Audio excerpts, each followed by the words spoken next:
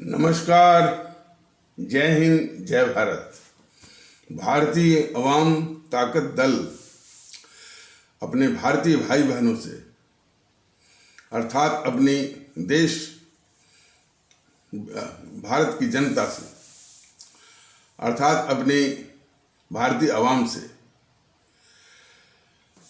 भारतीयता आधारित आपसी श्रद्धा, भारतीयता आधारित आपसी स्नेह, भारतीयता आधारित आपसी प्रेम, भारतीयता आधारित आपसी अखलाक मोहब्बत, भारतीयता आधारित आपसी सहयोग, भारतीयता आधारित आपसी सम्मान, भारतीयता आधारित आपसी एकता, भारतीयता आधारित आपसी भाईचारा तथा भारतीयता आधारित आपसी सद्भाव को समझने व उसे आत्मसात करके वैसा ही और उसी अनुसार आचरण एवं व्यवहार करने हेतु और इसके समस्त भारत में प्रचार प्रसार करने हेतु और प्रत्येक देशवासी को इसकी अहमियत और महत्व को समझाकर उसे अपनाते हुए वैसा ही और उसी अनुसार आचरण एवं व्यवहार करने हेतु और प्रत्येक देशवासी को अपना ही भारतीय भाई बहन मानकर, समझकर, अपनाकर उनके साथ वैसा ही और उसी अनुसार आचरण एवं व्यवहार करने हेतु सतत, सदैव और हमेशा अदब के साथ और आदर के साथ अर्ज करता है, विनती करता है।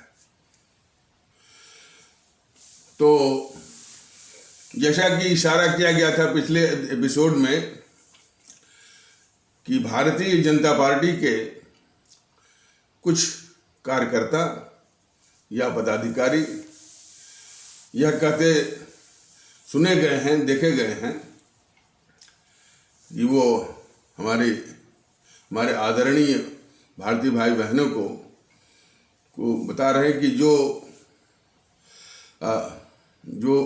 जो भारतीय एकता की बात करे या उसका समर्थन करे या उसको आगे बढ़ाए, वो देश का गद्दार है।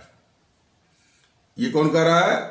भारतीय जनता पार्टी के एकाध या कुछ लोग, कुछ उसके कार्यकर्ता, पदाधिकारी या नेता। और कौन भारतीय जनता पार्टी? जो राष्ट्रवाद का मुखौटा पहनी है। अब किसके शह पर कर रहे हैं और यदि मुखौटा पहनी है तो वो किस किस्म का वो राष्ट्रवाद चला रही है, जो कि ये मानती है कि इस देश में भारतीयता आधारित एकता चलाना जो है वो देश के साथ गद्दारी है। ये देखिए इनके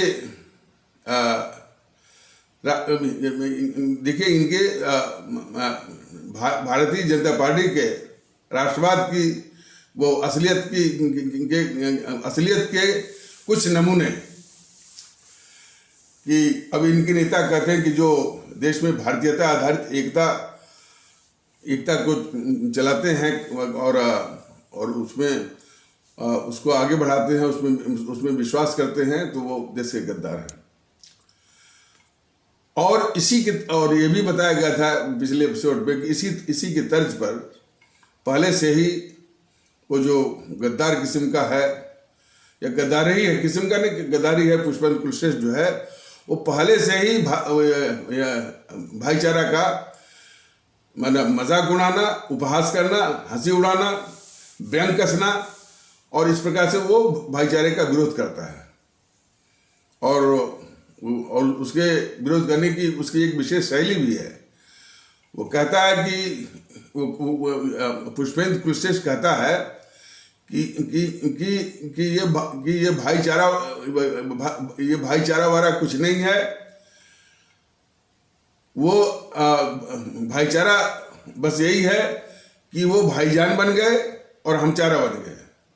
इस तरह से उसका मजाक उड़ाता है।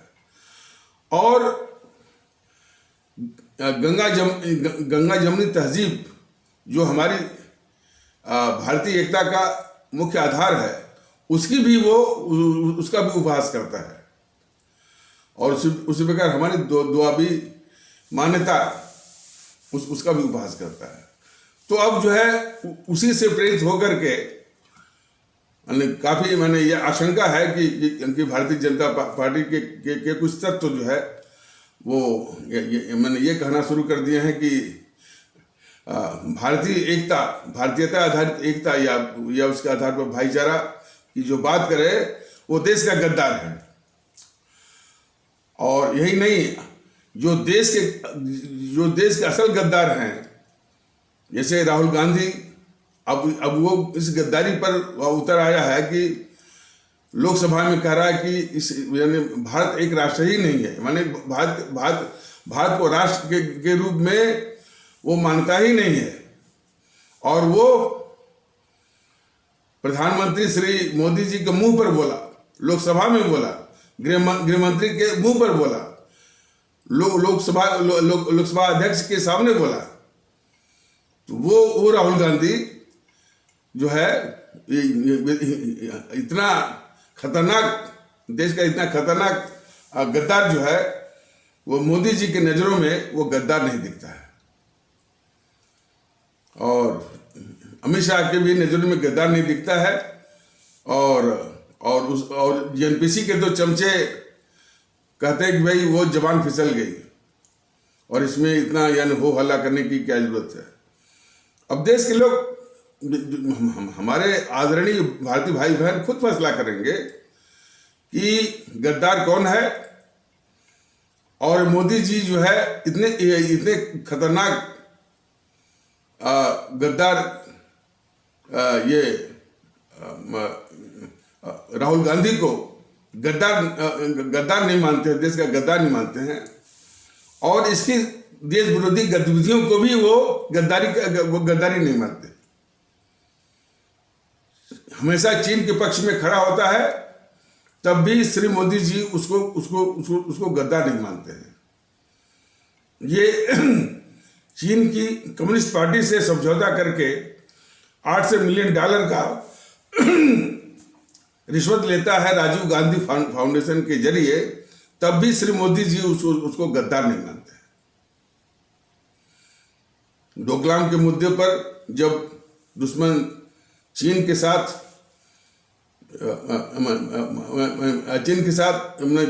चीन और भारत के बीच में तनातनी और युद्ध जैसी स्थिति हो गई थी, तो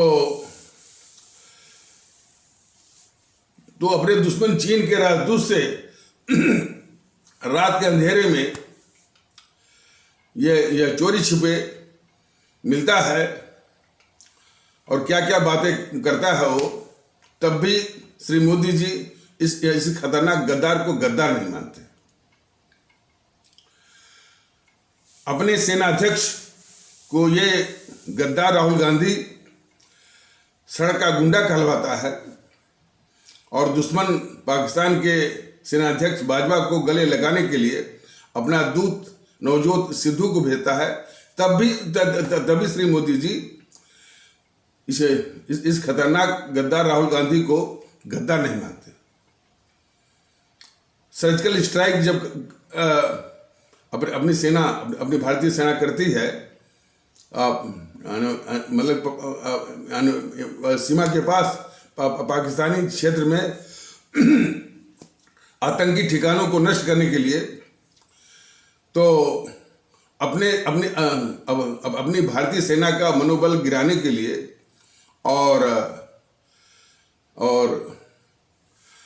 अपनी भारतीय सेना के शौर्य पराक्रम को नीचा दिखाने के लिए वो जब सबूत मांगता है ये गद्दार राहुल गांधी, तब भी श्री मोदी जी इस खतरनाक गद्दार राहुल गांधी को गद्दार नहीं मानते। और जब हमारी वायुसेना जो है बालाकोट के पास आतंकी ठिकानों को नष्ट करने के लिए जो एयर स्ट्राइक करती है, और तब भी ये गद्दार राहुल गांधी उसका सबूत मांगकर हमारी वायुसेना या हमारी फौज के के शौर्य और पराक्रम को नीचा दिखाने के लिए और उसका यानी मनोबल गिराने के लिए जब सबूत मांगता है, तब भी श्री मोदी जी इस खतरनाक गद्दार राहुल गांधी को गद्दार नहीं मानते हैं। और जब ये राहुल गांधी अपने यानी मणिशंकर अय्यर को भेजता है पाकिस्तान, यानी पाकिस्तान जो है भारत की राजनीति में वो दखल दे करके जो है वो मोदी जी को अपदस्थ करे, तब भी श्री मोदी जी इस खतरनाक गद्दार राहुल गांधी को गद्दार नहीं मानते। और उसकी सभाओं में अक्सर जो है पाकिस्तान जिंदाबाद के नारे लगते हैं।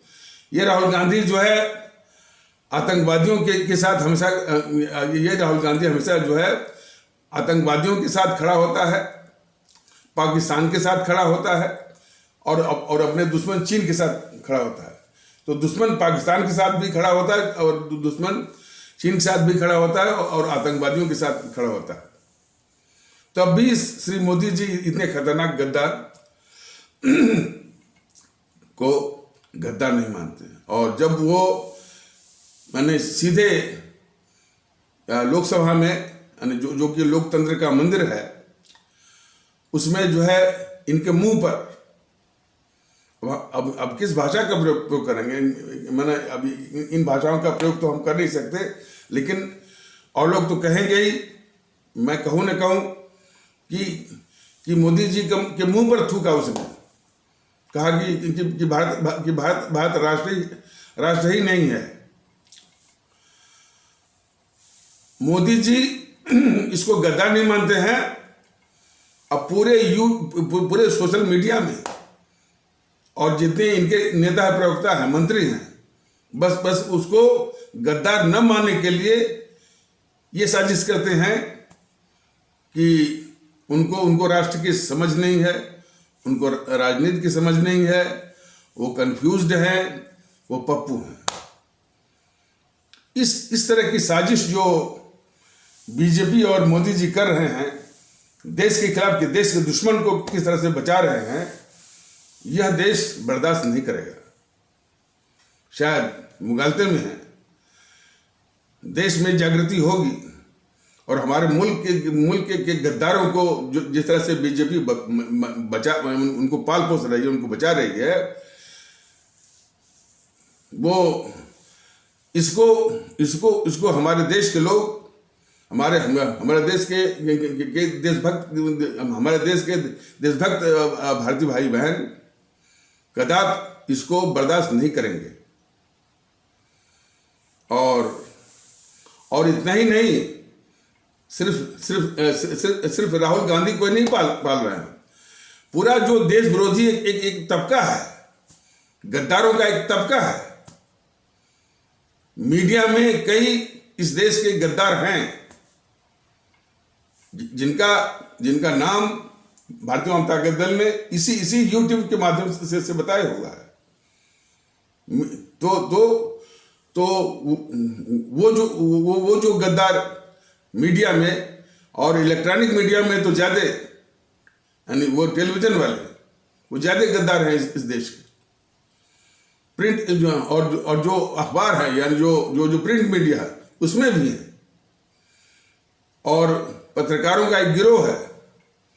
और जो छोटे मीडिया है, वो विदेशी ताकतों से मिलकर के, यानी भारत को कमजोर करना, भारत को बदनाम करना, विश्व स्तर पर भारत की आर्थिक प्रगति को रोकना, ये इनको भी मोदी जी या बीजेपी वाले वो गद्दार नहीं मानते। पीएफआई है, सिमी है, और एसडीपीआई है, और बारूदी बौद्धिक वर्ग है, और इंटेलेक्चुअल वो टेररिस्ट हैं, इंटेलेक्चुअल टेररिस्ट और अर्बन नक्सल्स, ये सब को बीजेपी वाले देश का वो गद्दार नहीं मानते। इस तरह से एक बड़े यानी देशद्रोही और गद्दार तबके को भारतीय जनता पार्टी वाले और ये मोदी जी है वो देश का गद्दार नहीं मानते, इनको पाल रहे हैं।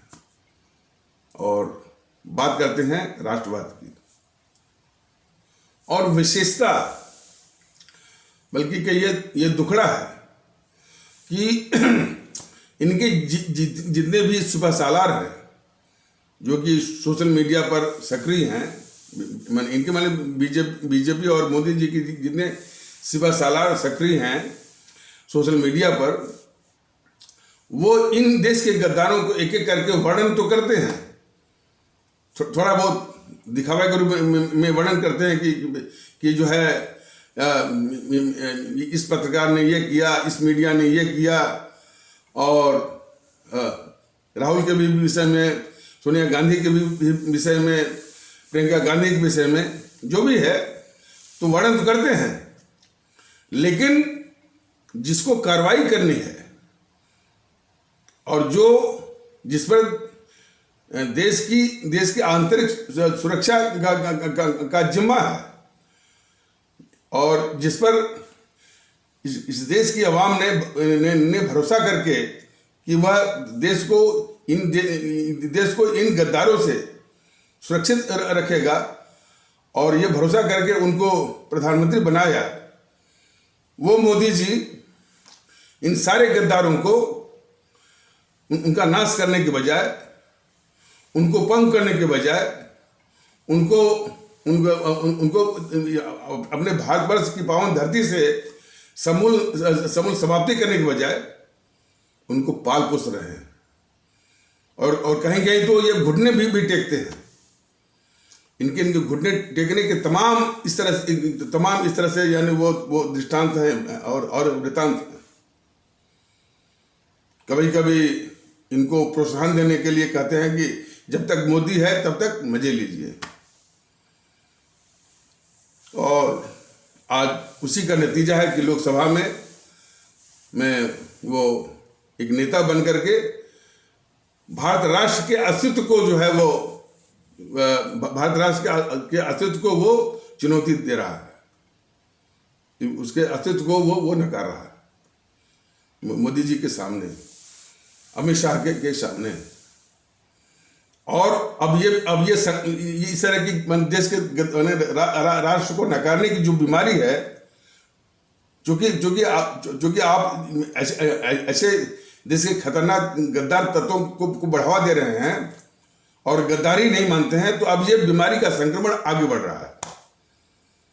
तो सुनने में ये आया है कि वो ममता बनर्जी, पश्चिम बंगाल की मुख्यमंत्री, वो भी राहुल गांधी का समर्थन कर रही है कि जो राहुल ने कहा है कि भारत राष्ट्र नहीं है, तो वो उसका समर्थन करके वो भी कर रही है कि भारत एक राष्ट्र नहीं है। ये मंशा वामपंथियों की है, ये मंशा यानी वामपंथियों की है। हम तो इसीलिए भारतीय आवाम ताकत दल ने माननीय सर्वोच्च न्यायालय से ये आग्रह करता है या हम करते हैं कि कृपया मैंने इतने खतरनाक ट्रेंड को और इतनी खतरनाक प्रवृत्ति पर अंकुश लगाने के लिए आप सुओ मोटो कॉग्निजेंस लीजिए, स्वतः संज्ञान लीजिए, और आवश्यक निर्देश जो है भारत सरकार को और चुनाव आयोग को दीजिए कि इस खतरनाक गद्दार की लोकसभा सदस्यता और उसकी नागरिकता दोनों खारिज करके देश के बाहर उसको बहिष्कृत किया जाए, डिपोर्ट किया जाए। इस तरह का निर्देश देश की सुरक्षा के लिए आप अवश्य आप माननीय सर्वोच्च न्यायालय जरूर लीजिए। और देश से बड़ा कुछ भी नहीं है, ये आप भी जानते होंगे। तो हमारी तो दरखास्त है, ये देश के दुश्मनों को पालने वाली और राष्ट्रवाद का मुखौटा पहनने वाली सरकार जब तक है तब तक जो है हमारा देश जो है वो एक राष्ट्र के रूप में और उसकी जो आंतरिक सुरक्षा है यानी उस मामले में ये देश भुगतेगा और भी कीमतें ये अपना देश चुकाएगा। तो कम से कम माननीय सर्वोच्च न्यायालय से ये विनती है कि वो जो है सुओ मोटो कॉग्निजेंस लेकर के आवश्यक निर्देश जो है भारत सरकार और चुनाव आयोग को भी दे और इसकी जो मान्यता है इस पार्टी की भारतीय राष्ट्रीय कांग्रेस के रूप में वो भी खारिज किया जाए। हमारे पश्चिम बंगाल में रहने वाले आदरणीय भारतीय भाई बहन वो देख लें कि उनके सर पर कितना खतरनाक और गद्दार किस्म की ये ममता बनर्जी बैठी हुई है। आप लोगों से भी एक मैंने वो विनम्र विनती है कि ये कायर किस्म का जो प्रधानमंत्री हमारा है यानी वो तो कुछ करेगा नहीं अपने, और एक कोई इनका बीजेपी का सिपा सालार बोला वो ममता बनर्जी की कमियां निकाल रहा था कि वो जो है राज्यपाल का सम्मान नहीं करती है, 26 जनवरी के अवसर पर जो संवैधानिक प्रोटोकॉल है उसका भी सम्मान नहीं करती है। जब राज्यपाल आए तो वो ऐंठ करके बैठी हुई थी। कई मौकों पर जो है राज्यपाल को जो हेलीकॉप्टर राज्य की ओर से दिया जाना चाहिए वो यानी जो है उसमें भी बाधा पड़ती है, उसको भी वो मुहैया नहीं करवाती है। और इसी तरह की घटना जो है वो शायद महाराष्ट्र में जो भगत सिंह को शियारी करके राज्यपाल हैं उनके साथ भी हो रहा है। तो पूरी एक अराजकता की स्थिति ये मोदी जी पाले हुए हैं।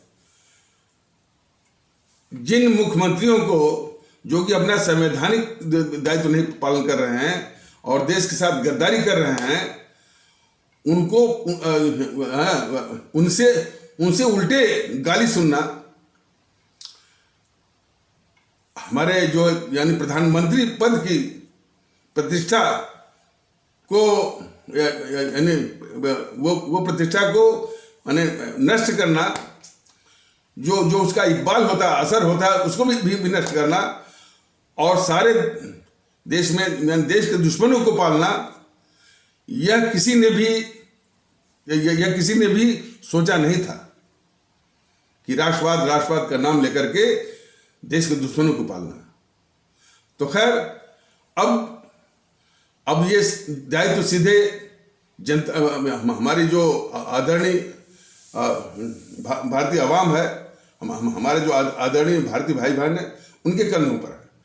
तो इसीलिए पश्चिम बंगाल में रहने वाले हमारे जो भारतीय भाई बहन हैं उनसे ये विनम्र विनती है कि कम से कम हमारे परम आदरणीय राष्ट्र महानायक राष्ट्रभक्त शिरोमणि नेताजी जी सुभाष चंद्र बोस से प्रेरणा लेकर के, भगत सिंह से प्रेरणा लेकर के, खुदीराम बोस से प्रेरणा लेकर के, चंद्रशेखर आजाद और अशफाकुल्लाह से प्रेरणा लेकर के राष्ट्र को बचाने के लिए इस गद्दार ममता बनर्जी को अपदस्थ करने के लिए, हटाने के लिए आंदोलन चलाइए। और भारतीय जनता ताकत जो ही ये कोरोना का अच्छा वो आंदोलन मान लीजिए अभी कोरोना हो सकता है, लेकिन सोशल मीडिया ऐसे करके वो चलाइए और अभियान चलाइए और जो है जब तक ये अपदस्थ नहीं होती है तब तक जो है इसको अपदस्थ करने का अभियान रोकिए मत, हटा के ही मानिए। क्योंकि ये कायर किस्म का जो मोदी है वो तब तक जो है इस देश के दुश्मन को पालेगा। तो मेरी तो इसलिए मेरी ये दरख्वास्त है हमारे पश्चिम बंगाल में रहने वाले आदरणीय भारतीय भाई बहनों से कि इस गद्दार ममता बनर्जी को जो है पद से हटाने के लिए जो है बिल्कुल बिल्कुल वो हटाने के लिए भारतीयता के आधार पर एक होकर के अभियान चलाइए और उसको हटवाइए, ताकि हमारा देश इन गद्दारों से मुक्त हो और मुक्त होने की दिशा में एक कदम आगे बढ़े। और एक जो गलती जो है, बहुत बड़ी गलती जो हो रही है भारत की ओर से, कि वो पाकिस्तान के छोटे छोटे मसलों को उछाल करके जो है, पाकिस्तान की क्या औकात है भारत के सामने, जरा तुलना करिए। उत्तर प्रदेश की आबादी के बराबर उसकी पूरी आबादी, न 4 प्रांतों का एक देश, और लड़ाई हो तो एक दिन भी वो टिकने वाला नहीं है। लेकिन पाकिस्तान की बातों को उछाल करके जो है इतने बड़े देश भारत के समतल में लाया करते हैं। तो ये मानसिकता इस देश के लिए बहुत घातक है। पाकिस्तान की बातों पर इंटरेस्ट रखना, पाकिस्तान की बातों को मीडिया में उछालना और करके उस जो है और जो पाकिस्तान जो है पूरी दुनिया में वो जो कि अंतरराष्ट्रीय स्तर पर जो है कोई अंतरराष्ट्रीय स्तर पर कोई पूछता नहीं है। लेकिन भारत में उसके हर एक छोटी बड़ी बात को उछाल करके जो है वो अदना सा पाकिस्तान, हालांकि वो अपना ही टुकड़ा है, तो उस टुकड़े को जब मिलाया जाएगा तब मिलाया जाएगा। लेकिन वहाँ के जो हुक्मरान है, जो सेना वगैरह है, वो तो भारत विरोधी है ना। तो वो जो है तो इतने खतरनाक भारत विरोधी वो पाकिस्तान के हर छोटी बड़ी बात को उछाल करके उसको लेवल को, उसको स्तर को उठा करके भारत के समतुल्य करने की एक साजिश है। तो ये बहुत खतरनाक किस्म की गतिविधि साजिश है कि पाकिस्तान के मामलों में इतना रुचि रखते हुए उसके हर छोटी बड़ी बात पर चर्चा करना, वो करना, ये बहुत बड़ा एक वो राष्ट्रद्रोह है।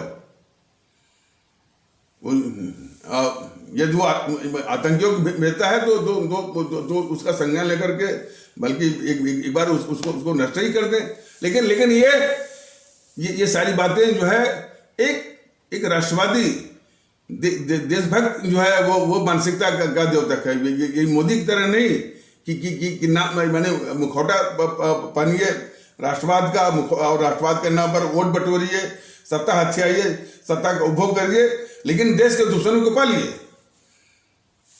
और जो देश के दुश्मनों को पालता है वो देश का दुश्मन होता है। देश के गद्दारों को जो पालता है वो देश का गद्दार होता है, राष्ट्रवादी नहीं होता। और कुछ इसी तरह के संक्रमण से ये अखिलेश यादव जो है वो पाकिस्तान परस्त हो गया है, पाकिस्तान से मोहब्बत।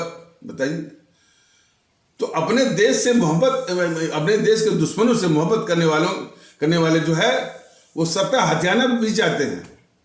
अब जो उत्तर प्रदेश का जो चुनाव है उसमें अखिलेश महोदय या उनकी जो समाजवादी पार्टी जो है सत्ता हथियाने चाहते हैं। उसके तमाम चमचे लोग जो है ये बिल्कुल सरेआम कहते हैं कि सपा आ रही है, अखिलेश आ रहे हैं, 4 सीटें जीत रहे, तमाम इस तरह का एक झूठा एक माहौल जो है वो खड़ा करने की कोशिश कर रहे हैं।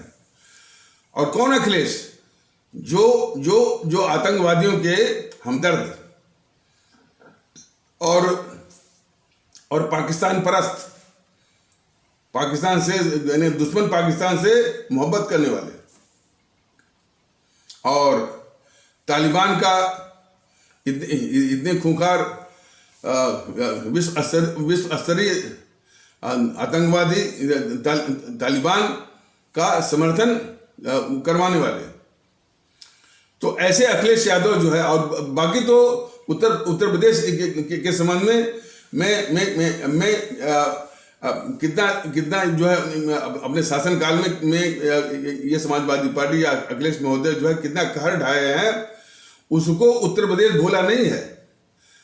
तो ऐसे अच्छा, और ये कोई ये मान ले कि अखिलेश बदल गए हैं, जो जो जो जो गुंडा राज, माफिया राज और दादाओं का राज और धन उगाही और जो है संपत्तियों पर कब्जा, प्लाटों पर कब्जा, घरों पर कब्जा, तो इस मामले में समाजवादी पार्टी हो चाहे अखिलेश जी बदल गए हैं, ऐसा हमारे उत्तर प्रदेश के आदरणीय भारतीय भाई बहन, हमारे उत्तर प्रदेश के आदरणीय मतदातागण भारतीय भाई बहन भूले नहीं हैं।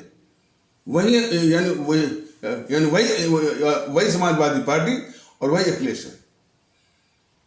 तो इसीलिए और ये पूरी आशंका है कि यदि इस बार सत्ता में आते हैं, मान लीजिए सत्ता में किसी प्रकार आते हैं, तो ये दूसरा उत्तर प्रदेश का ममता बनर्जी बन जाएंगे। तो फिर जैसे पश्चिम बंगाल भुगत रहा है ममता बनर्जी के, वो ममता बनर्जी के अधीन, चूंकि ममता बनर्जी अच्छी तरह से जानती है कि ये कायर मोदी जो है, उनको मोदी जो है वो ममता को हटाएगा नहीं, बल्कि उसको जो है बधाई देगा और जो है समर्थन देगा और उसको पश्चिम बंगाल में बनाए रखेगा। तो यदि ये अखिलेश यादव महोदय ये सत्ता में आते हैं, तो हमारे उत्तर प्रदेश के आदरणीय भारतीय भाई बहन और हमारे आदरणीय मतदातागण भारतीय भाई बहन अच्छी तरह से जान लें, ये उत्तर प्रदेश के ममता बनर्जी बन जाएंगे। तो ये इस तरह की भयावह स्थिति जो है वो आ जाएगी वो अखिलेश यादव के सत्ता में आने से, समाजवादियों के सत्ता में आने से। तो उस स्थिति का अनुमान करिए, अंदाज करिए, और उस भयावह स्थिति न आए, इसके लिए जो है समाजवादी पार्टी को भी नष्ट में नाबूद करना है। बीजेपी को तो करना ही है। बीजेपी को, जो कि ये योगी महोदय जो है सिर्फ नफरत फैला रहे हैं कि वो गर्मी उतार रहे हैं, कोई चर्बी उतार रहा है, और 80-20 कर रहे हैं, 80-20 करके सीधा एक विभाजन की बात, हिंदू मुस्लिम वर्सेस मुस्लिम। तो ये विभाजन करके जो सत्ता हथियाने की कोशिश कर रहा है जो योगी आदित्यनाथ जैसे लोग जो है, वह मुख्यमंत्री बनेंगे।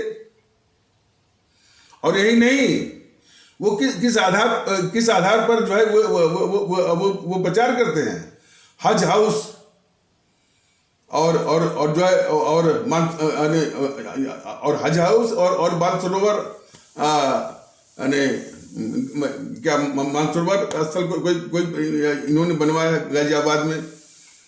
अब इस पर जो है और मजार और जो है वो कब्रिस्तान और श्मशान, जो ऐसी गंदी बातें करके जो वोट बटोरने की या वो वोट छीनने की साजिश कर रहा है, वो कैसे जो है इस प्रदेश का मुख्यमंत्री का जो जिम्मेदारी है, जो उसका कर्तव्य है, उसको निभाएगा।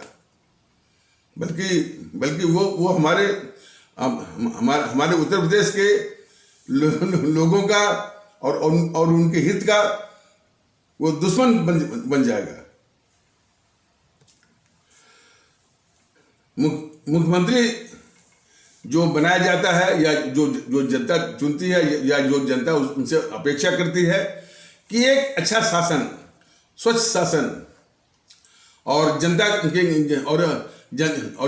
की भलाई करने वाला वो शासन व्यवस्था, और ये क्या कहते हैं कि कांवड़िया पर फूल बरसाने के लिए, बताइए।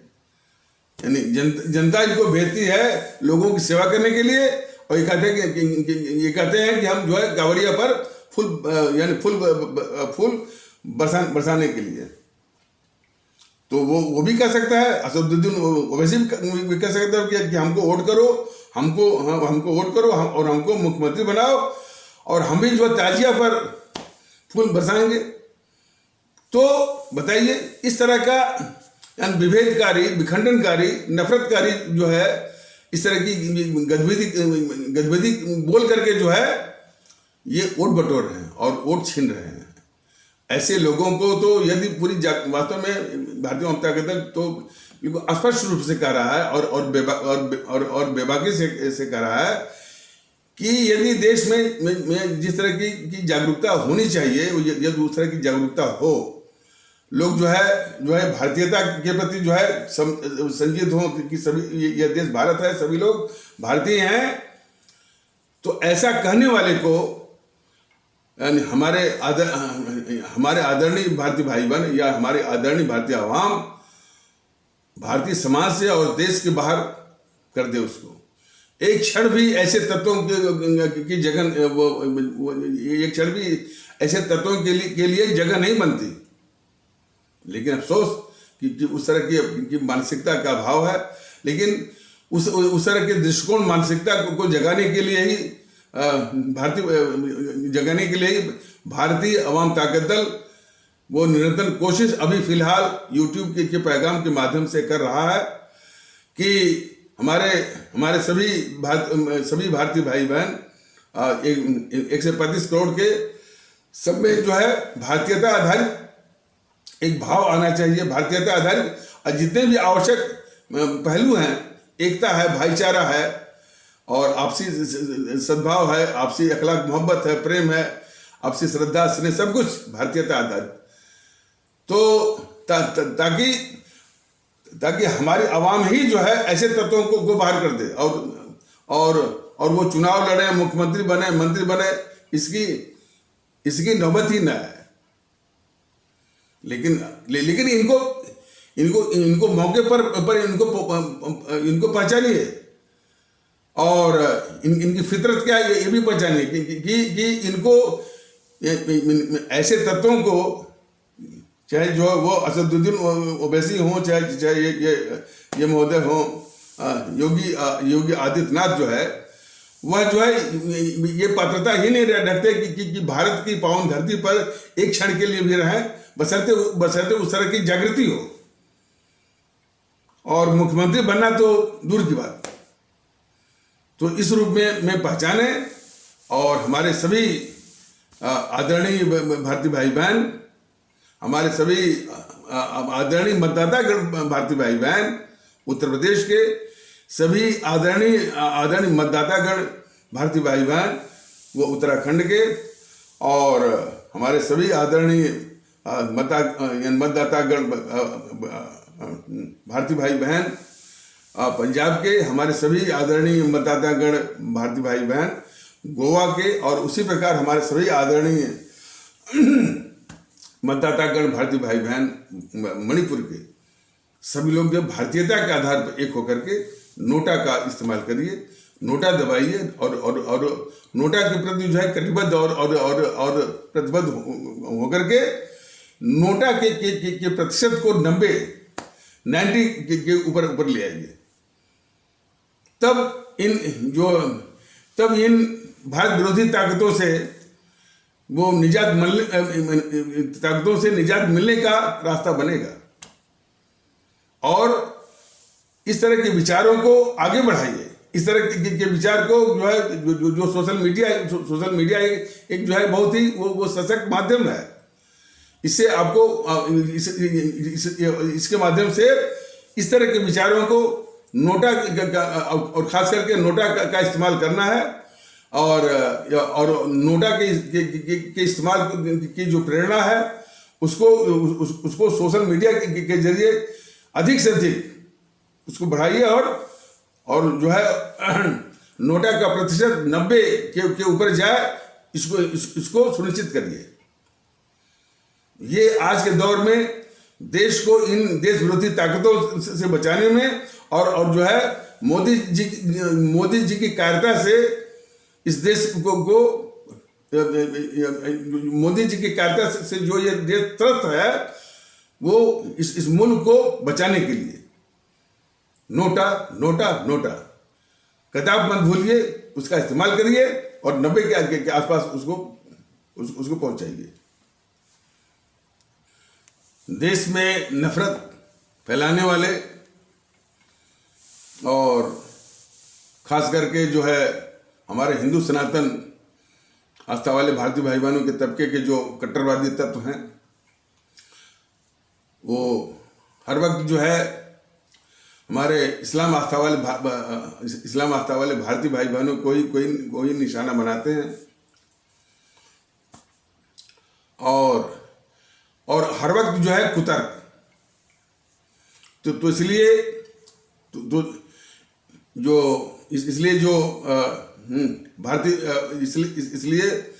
भारतीय अवाम ताकत दल जो कि इस तरह की नफरत से बहुत चिंतित है और उसको अपने देश से और अपने भारतवर्ष की पावन धरती से समाप्त करने के लिए जो कटिबद्ध है, प्रयास जो कर रहा है, तो इसलिए वो जो है जरूरी मानता है कि जिस तरह का वो दुष्प्रचार करते हैं, वो ऐतिहासिक बातों को ला करके उसको बिल्कुल स्पष्टता से और बिल्कुल सच्चाई की पृष्ठभूमि में ला करके अपने देशवासियों को, अपने आदरणीय भारतीय भाई बहनों को, अपनी आदरणीय भारतीय आवाम को उसकी हकीकत जो है वो सामने लाई जाए। ये तो वो कट्टरवादी तब सभी नहीं जो हमारे हिंदू सनातन आस्था के हमारे हिंदू सनातन आस्था के आदरणीय भारतीय भाई बहनों के तबके के जो कट्टरवादी तत्व हैं, जो इस तरह की झूठी रचित कहानियों के द्वारा जो है वो निशाना बनाते हैं हमारे इस्लाम आस्था वाले भारतीय भाई बहनों को। तो जो झूठी कहानियां बनाते हैं उसके सच्चाई भी लाना जरूरी मानता है भारतीय अवाम ताकत दल। तो उसी के संबंध में बताना है कि ये कभी नहीं बात करते जिस मुगल यानी सल्तनत को ये आक्रांता के रूप में दुष्प्रचार करते हैं। तो कुछ तथ्य जो है हमारे देश के लोग जाने। इब्राहिम लोदी शासक था, यानी 16वीं इब्राहिम लोदी जो शासक था और बादशाह था भारत का 16वीं शताब्दी में, यानी 15 से 20 वर्ष मान लीजिए, उसी के आसपास। इब्राहिम लोदी को किसने बुलाया? नहीं सॉरी, बाबर को किसने बुलाया? ये तथ्य देश को जानना बहुत जरूरी है। जिस बाबर को ये आक्रांता कहते हैं, बाबर को किसने बुलाया? इब्राहिम लोदी को डाउन करने के लिए, इब्राहिम लोदी को परास्त या पस्त करने के लिए राणा सागा ने बाबर को बुलाया।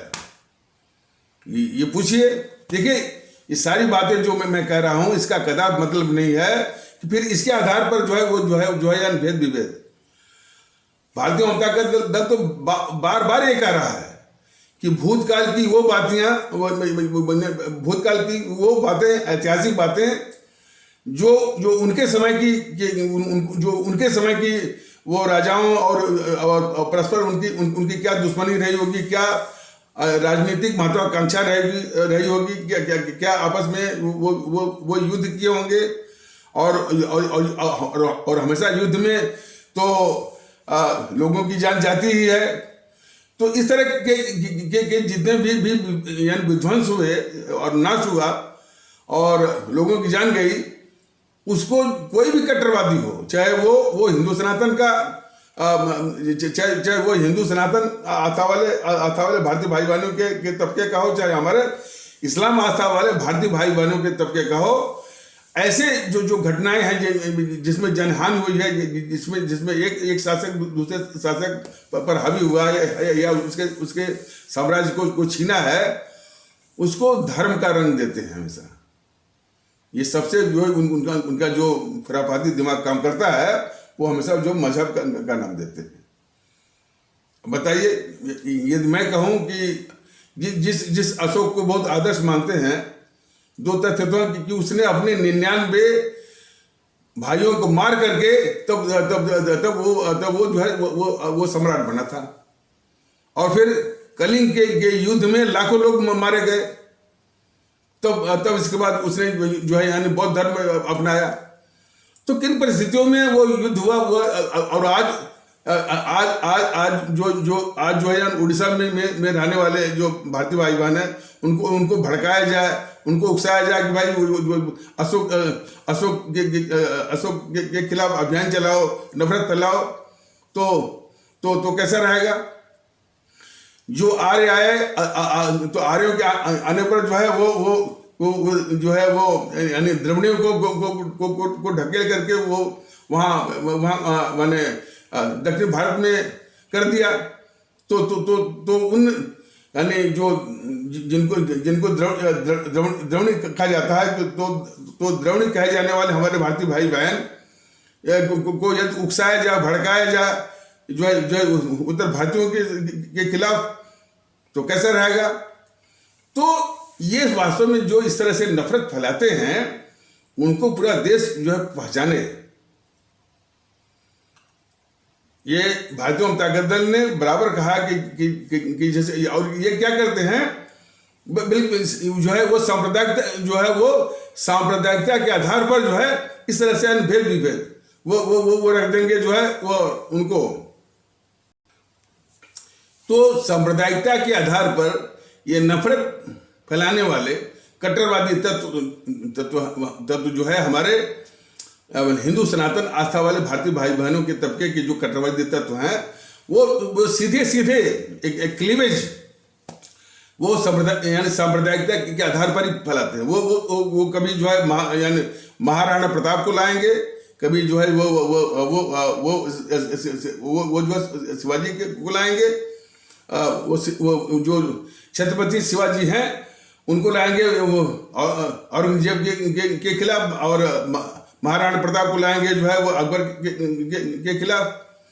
भारतीय ओम ताकत दल का एक बिल्कुल स्पष्ट कहना है कि छत्रपति शिवाजी हों चाहे महाराणा प्रताप हों, इनका पूरी तरह से सम्मान करता है।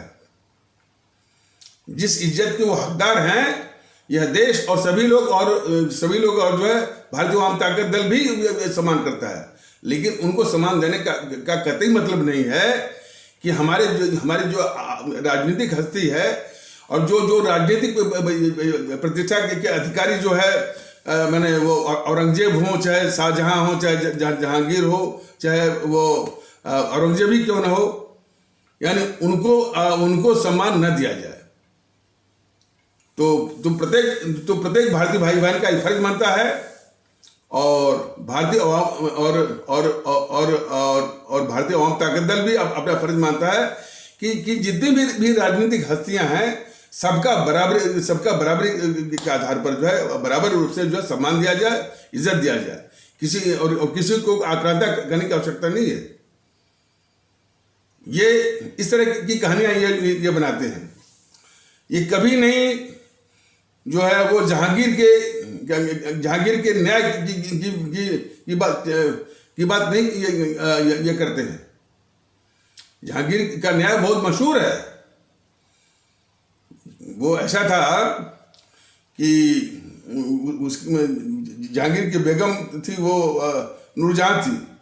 तो नूरजहां वो शिकार करने गई, तो उसके तीर से एक व्यक्ति की मृत्यु हो गई। तो वो जो बेवा या विधवा फिर आई इनके दरबार में, तो उसने सुनाया कि जहाँपनाह जो है वो बेगम के तीर से यानी मेरे शौहर की जो है वो मेरे शौहर की मृत्यु हो गई है। जहांगीर ने बिल्कुल बेबाकी से कहा कि ये धनुष बाण उठाओ और उसके साथ जो है मैंने वो जो बेगम थी यानी नूरजहां, तो बेगम नूरजहां तो जहांगीर ने कहा कि तुम जो है बेगम नूरजहां के पति के साथ वही सलूक करो जो कि बेगम ने तुम्हारे पति के साथ सलूक किया था, मारा था। मतलब सीधे सीधे वो कह रहे थे कि जो है हमको तुम मारो, जो जहां बना था वो बादशाह था। सीधे मैंने वो भरी सभा में आमंत्रित किया। तो ये होती हिम्मत, नैतिक साहस। तो ये कट्टरवादी कभी भी जो है वो जहांगीर के न्याय की बात नहीं करेंगे। और जीटी रोड जो बनवाई शेरशाह सूरी, भारत का जो सम्राट था, उसकी बात नहीं करेंगे। जीटी रोड के किनारे किनारे जो पेड़ लगवाए, सराहें बनवाई मुसाफिरों के माने सहूलियत और वो खिदमत के लिए, उसको ये नहीं कहेंगे। तो बताया जा रहा था कि जो है ये राणा साहगा ने बुलाया था बाबर को, उसको ये नहीं कहेंगे। तो तमाम चीजें हैं। तो फिर भी भारतीय वामपंथी जनता दल कभी भी ऐतिहासिक और भूतकाल की विसंगतियों को ला करके अब अपने देश में उसके आधार पर जो है वो नफरत फैलाने के बिल्कुल सख्त विरोधी है। और ऐसे तत्वों को का शमन भी चाहता है। हम तो अपने आदरणीय भारतीय भाई बहनों को समझा रहे हैं और उनसे निवेदन कर रहे हैं कि आप जो भूतकाल की सभी जो है वो माने आपसी यानी वैमनस्य की बातों पर जरा भी ध्यान मत दीजिए, देश की सोचिए। और देश के सोचने में सबसे पहले है एकता, भारतीयता आधारित। और वैसे भी भारतीय एकता के तमाम दुश्मन हैं। इन सबों ने एकता बनाई भी तो जाति के आधार पर, भाईचारा बनाए तो जाति के आधार पर। और जितनी भी हमारी जो वो हस्तियां हैं उनको हमेशा जो है पृष्ठभूमि में, जैसे हमारे परम आदरणीय राष्ट्र महानायक, राष्ट्रभक्त शिरोमणि नेताजी सुभाष चंद्र बोस है, मान लीजिए, इनका नाम इनका नाम ले लेंगे। इनकी फोटो पर जो है फूल माला भी वो चढ़ा देंगे, पराक्रम दिवस भी कर देंगे, एक छोटी सी मूर्ति लगा देंगे, फिर वो उसको हटा भी लेंगे। लेकिन सुभाष चंद्र बोस के त्याग, बलिदान और जो देशभक्ति के लिए जो मर मिटे और इस देश की आज़ादी के लिए जो उन्होंने कुर्बानी दी, तो वो और जिसके विषय में जिसके विषय में पूरी गाथा जो है, पूरी कहानी जो है बच्चों के दिमाग में आनी चाहिए, वो नहीं करेंगे। और किस लिए नहीं करेंगे उसका एक नमूना हम बता रहे हैं। यदि सुभाष चंद्र बोस की पूरी कहानी बताई जाती, जन को बताई जाती, बच्चे को बताई जाती, तो उसमें यह भी बताया जाता को किस प्रकार हमारे नेताजी सुभाष चंद्र बोस जो कि अंग्रेजों की कैद से बाहर निकल करके उनको भारत से बाहर करने में, हालांकि वो किस बेस में गए थे, जियाउद्दीन बन करके और फिर बाद में एक जो है जियाउद्दीन गूंगा पठान बन करके देश के बाहर निकले, जो उत्तर पश्चिमी सीमा है जो पाकिस्तान की, तो उससे बाहर निकले थे। तो जियाउद्दीन बन करके, और जियाउद्दीन जो है वो पठान बन करके निकले बाहर। और उनकी सहायता के लिए अकबर शाह, उनकी सहायता के लिए मोहम्मद शाह और जो है एक और थे वो, यानी भगत राम तलवार। तो भगत राम तलवार भी अपना नाम बदल करके वो रख लिए थे रहमत खान। तो इन देशभक्तों ने हमारे सुभाष चंद्र बोस को भारत से यानी भारत के बाहर भेजने में अपने परम आदरणीय राष्ट्र महानायक, राष्ट्रभक्त शिरोमणि नेताजी सुभाष चंद्र बोस को भारत के बाहर भेजने में इन लोगों की महत्वपूर्ण भूमिका थी। लेकिन कब आता, जबकि सुभाष चंद्र बोस की पूरी जीवनी का वर्णन होता, लोगों की जुबान पर होता, लोगों के दिलो दिमाग पर होता कि नेताजी को भारत के बाहर जो वो भिजवाने का जो इंतजाम है इन देशभक्तों ने किया है। अकबर शाह, मोहम्मद शाह, भगत राम तलवार, जो कि वो रहमत खान के रूप में उन्होंने जो है मैंने इस काम को अंजाम दिया। तो इनका भी वर्णन आता। और एक आज़ाद हिंद फौज के अंतिम सिपाही पाकिस्तान में, जबकि पाकिस्तान बन गया था, वो एहसान कादर जो है वो वहाँ की जो है सिविल डिफेंस में शायद किसी पद पर थे। और जब ये वहाँ का राष्ट्रपति बना वो अयूब खान, तो अयूब खान के भी खिलाफ वो राजनीतिक रूप से उन्होंने आवाज़ उठाई एहसान कादर ने। तो लोगों ने जो है वो रिपोर्ट किया उसको राष्ट्रपति, लोगों ने रिपोर्ट किया राष्ट्रपति अयूब खान के पास। तो जब उनको ये पता चला कि नहीं भाई आज़ाद हिंद फौज के ये सिपाही हैं, तो उन्होंने आदेश दिया कि भाई जो भी बोलते हैं, हालांकि वो राष्ट्रपति के खिलाफ ही बोल रहे थे, कुछ बातों को लेकर के, कुछ मुद्दों को लेकर, राष्ट्रपति अयूब खान ने मैंने आज़ाद हिंद फौजी जो एहसान कादर थे उनके विषय में कहा कि भाई जो कुछ भी ये बोलते हैं इनको बोलने दीजिए। और वहीं भारत में सुभाष चंद्र बोस को ही मरवा दिया इस गद्दार जवाहरलाल नेहरू ने। और और सुभाष चंद्र बोस को मरवाने में जो साजिश किया इसने गद्दार जवाहरलाल नेहरू ने, यानी उस साजिश की ओर किसी का ध्यान न जाए, तो ध्यान भटकाने के लिए तमाम तरह की कहानियां। वो हवाई जहाज में उनकी मृत्यु हो गई थी, तो वो गुमनामी बाबा बन गए थे, तरह तरह की बातें।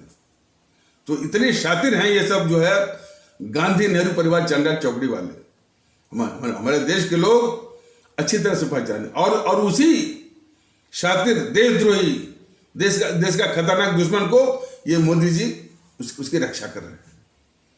ये खतरा है, यानी एनपीसी से और बीजेपी से और मोदी जी से।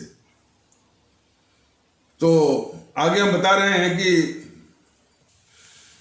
सुभाष चंद्र बोस की जीवनी का वर्णन होता, लोग चर्चाएं करते और लोग जो है गोष्ठियां करते, व्याख्यान होते, लेक्चर होता, और बच्चों की जो स्कूली किताबें हैं नैतिक और नैतिक शिक्षा के रूप में उनको बताया जाता। तो निश्चित है कि आज़ाद हिंद फौज के निर्माण में, उसके बनने में, उसके गठन में हमारे गुजरात के व्यापारी, जिनका व्यापार चलता था रंगून में, मेमन अब्दुल हबीब यूसुफ मरफानी का नाम आता। और उन्होंने कितना बड़ा त्याग बलिदान किया कि अपने पूरे व्यापार को नष्ट करके 1 करोड़ रुपया 1941 में दिया था। वह 1 करोड़ रुपया आज की तारीख में हजारों करोड़ से भी अधिक, और उससे भी अधिक मूल्यवान यह था कि तो जब नेताजी ने पूछा भी कि भाई कि मरभानी साहब जो है ऐसा आप क्यों कर रहे हैं, क्या हो गया, क्या होगा आपके व्यापार का, और क्या हो गया आपके परिवार का। तो बिल्कुल यानी देशभक्ति से ओतप्रोत बड़ी बेबाकी से मरफानी जी ने नेताजी सुभाष चंद्र बोस से कहा कि नेताजी अब हमको व्यापार की क्या जरूरत है, हम भी स्वयं आजाद हिंद फौज में शामिल होते हैं और उसका एक सिपाही बनते हैं। बताइए, व्यापार को नष्ट करके सब धन सब रुपया दे दिया और खुद जो है वो शामिल हो गए उनकी आजाद हिंद फौज में। और इसलिए नेताजी सुभाष चंद्र बोस ने पहला सेवके हिंद की उपाधि, सेवके हिंद का खिताब दिया उनको। तो उनका भी बड़ा नाता देशभक्ति में, देशभक्ति के रूप में लोग उनको भी याद करते। देश जानता, देश में जो है देश में कम से कम हिंदू मुस्लिम की एकता बढ़ती। हालांकि हिंदू मुस्लिम शब्द हमको नहीं कहना चाहिए, बल्कि हमारे हिंदू सनातन आस्था वाले भारतीय भाई बहनों का तबका और हमारे इस्लाम आस्था वाले भारतीय भाई बहनों के तबके के बीच में जो है वो एकता बढ़ती, सद्भाव बढ़ता। और उसी प्रकार जो है जो भारतीय अधिकारी थे, जो कि आजाद हिंद फौज में भर्ती कराने के लिए जो अधिकारी थे, वो थे गुलाम हुसैन मुश्ताक रंदेरी सूरत के। तो यदि सुभाष चंद्र बोस की जीवनी का वर्णन होता तो मेमन अब्दुल हबीब यूसुफ मरफानी, गुलाम हुसैन मुश्ताक वो रंदेरी, और आपके जो है वो अकबर शाह, मोहम्मद शाह, और ये आपके जो एहसान कादर, सबका नाम आता देशभक्ति के रूप में। और देश में एकता बढ़ती। लेकिन जो है जेएनपीसी वालों ने तो दबा के रखा ही था। ये बीजेपी भी जेएनपीसी के साथ में है। वो जो है सुभाष चंद्र बोस की पूरी जीवनी को यानी लोगों के सामने न आए, इसकी भी उसी तरह से साजिश कर रही है जिस प्रकार जेएनपीसी कर रहे थे। सुभाष चंद्र बोस के महत्व को देश के सामने न आए और देश के लोग उसे अवगत ना हो। ठीक उसी प्रकार की साजिश ये कर रही है ये भारतीय जनता पार्टी और मोदी जी। और मोदी जी झूठ भी बोलते हैं। उन्होंने अभी जो है 26 जनवरी के अवसर पर उन्होंने कहा कि हमने जो है हमने नेताजी जी सुभाष चंद्र बोस से संबंधित फाइलों को हमने सार्वजनिक किया। झूठ बोलते हैं वो। अभी भी काफी फाइलें जो है प्रधानमंत्री कार्यालय में या उसके कब्जे में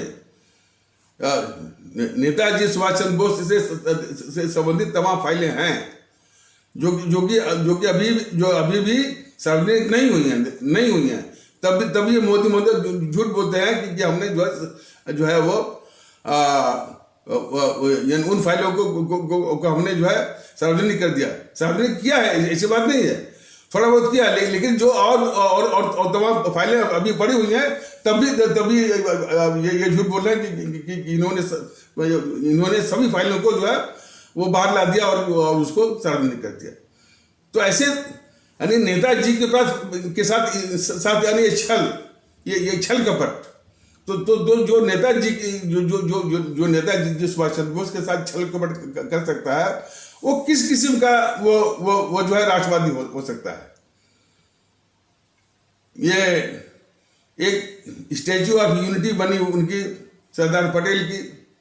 सरदार पटेल का हम सम्मान करते हैं, देश भी सम्मान करता है, कोई बात नहीं है।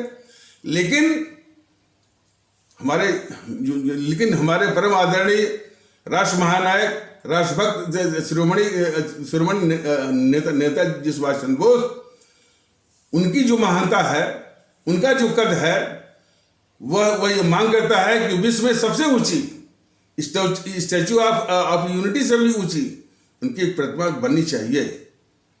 लेकिन मोदी जी वो सम्मान देने के लिए तैयार नहीं है। एक छोटी सी मूर्ति वो होलोग्राम लगा करके बस अपने कर्तव्य की इस उन्होंने कर दिया, सिर्फ वोट बटोरने के लिए। जो शख्स जो पार्टी हमारे परम आदरणीय राष्ट्र महानायक, राष्ट्रभक्त शिरोमणि नेताजी सुभाष चंद्र बोस को जो उनका आधिकारिक हक है सम्मान पाने का इस देश से, वो न दे करके एक जो है दिखावा, पाखंडी, सिर्फ लोगों की भावनाओं का शोषण करके, दोहन करके वोट बटोरने के लिए जो साजिश है मोदी जी की और बीजेपी वालों की, यह देश के लिए नाकाबिले बर्दाश्त है। वो जिस सम्मान के अधिकारी हैं, यदि आप उसके प्रति जागरूक हैं, सचेत हैं और ईमानदार हैं, तो कम से कम उनके जन्मदिन 23 जनवरी को राष्ट्रीय दिवस मनाइए। और इस तरह का पाखंड मत करिए कि उनके जन्मदिन 23 जनवरी को जो है वो 23 जनवरी को गणतंत्र दिवस से आप जोड़िए। ये खुराफात आप मत करिए। 23 जनवरी को बिल्कुल अलग से और स्वतंत्र रूप से जो है राष्ट्रीय दिवस मनाया जाना चाहिए। और वो जो गद्दार है मोहनदास करमचंद गांधी, उसका जो जन्मदिन 2 अक्टूबर है, उसको खारिज करते हुए, ये है हमारे परम आदरणीय राष्ट्र महानायक, राष्ट्रभक्त शिरोमणि नेताजी सुभाष चंद्र बोस को सम्मान देने में एक जो है आवश्यक पहल वो भी नहीं करते हैं। अरे सुभाष चंद्र बोस ने जब आजाद भारत की स्थापना की, वो 21 अक्टूबर 1943 को इसमें सिंगापुर में, तो वही हमारा इस देश का वास्तविक आजादी का दिवस है। ये 15 अगस्त तो जो है सत्ता माने रिकॉर्ड के अनुसार सत्ता हस्तांतरण, 15 अगस्त है देश का विभाजन, 15 अगस्त है हमारे 25 से 30 लाख लोगों की हत्या, 3 करोड़ से ऊपर लोगों 3 करोड़ से ऊपर हमारे भारतीय भाई बहनों का वो घर उजड़ना। तो 15 अगस्त के मायने 15 अगस्त के मायने है देश का बंटना। 15 अगस्त के मायने है कि 25 से 30 लाख हमारे भारतीय भाई बहनों का ये हत्या। और वो जो इस देश का सर्वाधिक ऐतिहासिक गद्दार जवाहरलाल नेहरू का जो है अपनी सत्ता हथियाने की हवस को अपनी हवस को पूरा करने का, तो हर तरह से ये एक अभिशाप का राष्ट्रीय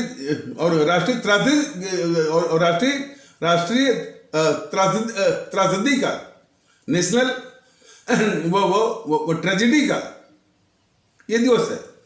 और वो जो गद्दार था मोहनदास करमचंद गांधी, वो बराबर देशवासियों को यानी भरोसा दिलाता रहा कि पाकिस्तान मेरी लाश पर बनेगा, पाकिस्तान मेरी लाश पर बनेगा।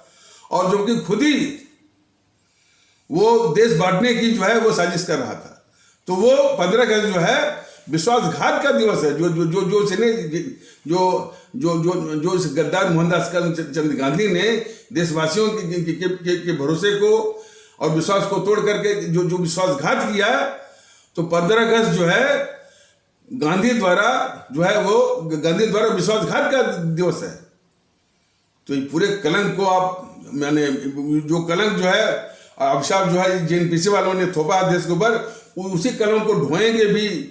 यानी मोहनदास करमचंद गांधी को जो है आप जो है मैंने वो सर पर रखेंगे उसी प्रकार जिस प्रकार जेएनपीसी वालों ने जो है उसको राष्ट्रपिता बना करके, अहिंसा का पुजारी बना करके, बताइए, जिसके कारण हमारे देश के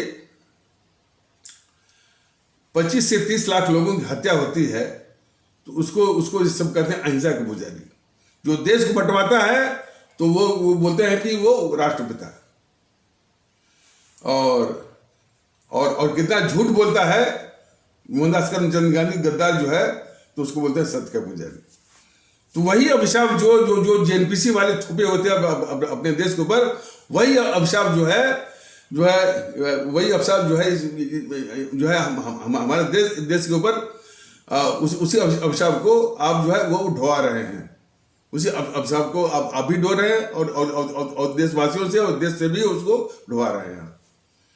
तो इस स्तर के आप जो है वो यानी क्या कहते हैं कि छल कपट और धोखेबाज, तो आप कभी भी जो है वो राष्ट्रवादी नहीं हो सकते।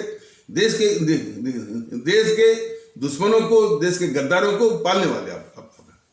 और यह देश जो है और हमारे भारतीय भाई बहन इसको बहुत गौर से समझे और जो है गंभीरता से लें और इनकी असलियत को समझें। और खास करके इस चुनाव मौके पर जो हमारा ये इन 5 राज्यों में है, उत्तर प्रदेश, उत्तराखंड, पंजाब, गोवा और मणिपुर में,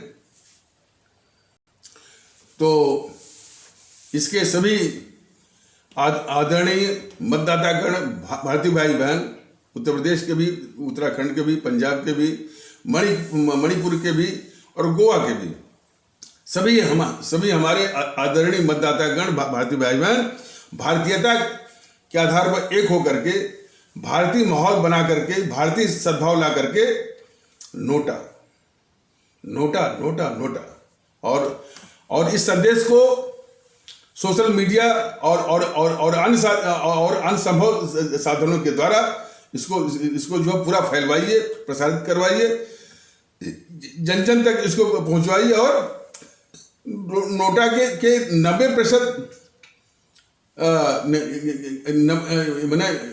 नोटा का जो लक्ष्य है 90% जो उसके ऊपर लाने का, उस लक्ष्य को सुनिश्चित करने के लिए जो है पूरा कटिबद्ध हो जाइए, प्रतिबद्ध हो जाइए, मन में ठानिए कि नोटा जो है 90 के ऊपर लाना है और उससे सबको माकूल जवाब मिलेगा। इन देश विरोधी और भारतीय समाज विरोधी ताकतें जो कि राजनीतिक दलों के बेस में है, चुनाव आयोग को भी मिल जाएगा, जो कि जानलेवा और हमारे भारतीय भाई बहनों को मौत मुंह में झोंकने वाला चुनाव जो है, जो वो थोपा है हमारे भारतीय भाई बहनों के ऊपर, उसको भी माकूल जवाब मिल जाएगा। देखिए क्या करता है ये माननीय सर्वोच्च न्यायालय, क्या करते हैं, इसको भी देखना है कि जो कहते हैं कि वो करते हैं कि नहीं करते हैं। बहुत कुछ डिंग मारते हैं कि हम जो है भारतीय भाई बहनों के कीमती जीवन के प्रति बहुत संजीत हैं और लोगों का बहुत भरोसा है इनके ऊपर। तो इन दोनों बातों को साबित करने के लिए वास्तव में वो उसको विंडिकेट करते हैं कि नहीं करते हैं, उसको टेस्टिफाई करते हैं कि नहीं करते, ये देखने वाली बात है। तो इन्हीं आवश्यक शब्दों के साथ इस आवश्यक परिचर्चा को यहाँ पर विराम दिया जाता है। तब तक के लिए नमस्कार, जय हिंद, जय भारत।